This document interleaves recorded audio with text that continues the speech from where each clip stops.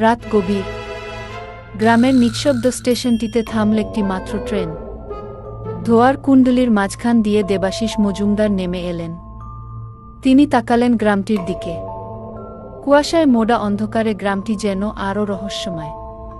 সামনের রাস্তার স্নিগ্ধ অথচ ভয়ের আভা যেন তাকে সতর্ক করল। দেবাশিস বুঝলেন, এই গ্রামের গহনে লুকিয়ে থাকা ইতিহাস সম্ভবত তার জীবনের সবচেয়ে কঠিন কেস। মহুজা সেনগুপ্ত গ্রামে তার জন্য অপেক্ষা করছিলেন। হাতে পুরনো নোটবুক চেপে ধরে বললেন, মিস্টার মজুমদার, এটি আমার জীবনের সবচেয়ে গুরুত্বপূর্ণ কেস হতে চলেছে। দেবাশিস বললেন, আমরা চাই সত্য সামনে আসুক, তবে এই কেসের রহস্যে ভৌতিক ছোঁয়া স্পষ্টও।